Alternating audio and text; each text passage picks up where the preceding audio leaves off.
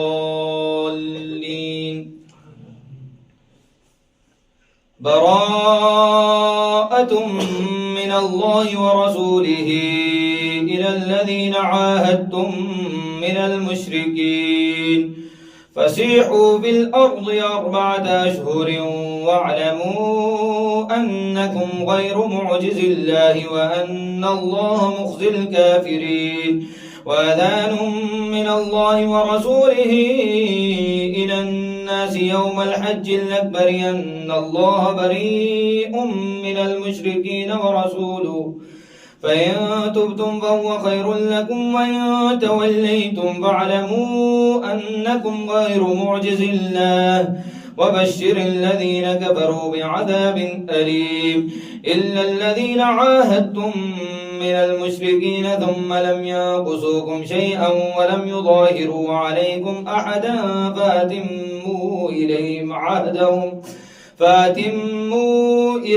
عهدهم إلى مدتهم إن الله يحب المتقين. فإذا انسلخ الأشهر الحرم فاقتلوا المشركين حيث وجدتموهم فخذوهم واحصروهم واقعدوا لهم كل مرصد فإن تابوا وأقاموا الصلاة وآتوا الزكاة فخلوا سبيلهم إن الله غفور رحيم. وإن أحد من المشركين استجارك فأجره حتى يسمع كلام الله ثم أبلغوا مأمنه ذلك بأنهم قوم لا يعلمون. الله أكبر.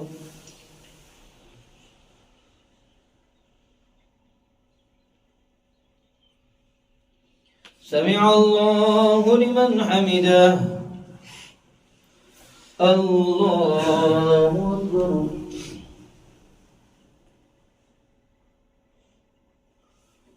الله أكبر. الله أكبر.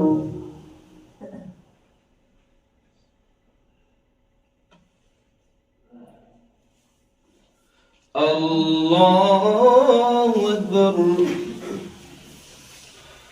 الحمد لله رب العالمين الرحمن الرحيم مالك يوم الدين إياك نعبد وإياك نستعين اهدنا الصراط المستقيم صراط الذين أنعمت عليهم غير المغضوب عليهم ولا الضالين.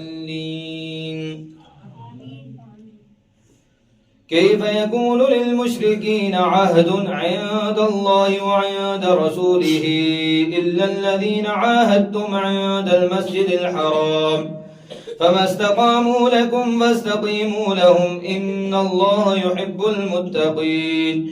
كيف وإن يظهروا عليكم لا يرقبوا فيكم ملا ولا ذمة يرضونكم بأفواههم وتأبى قلوبهم وأكثرهم فاسقون. اشتروا بآيات الله ثمنا قليلا فصدوا عن سبيله إنهم ساء ما كانوا يعملون. لا يرقبون في مؤمن إلا ولا ذمة وأولئك هم المعتدون. فإن تابوا وأقاموا الصلاة وآتوا الزكاة فإخوانكم في الدين ونفصل الآيات لقوم يعلمون. وإن نكثوا أيمانهم من بعد عهدهم وطعنوا في دينكم فقاتلوا أئمة الكفر إنهم لا أيمان لهم لعلهم ينتهون. ألا تقاتلون قوما نكثوا أيمانهم وهموا بإخراج الرسول وهم بدؤوكم أول مرة أتخشونهم فالله أحق أن تخشوه إن كنتم مؤمنين.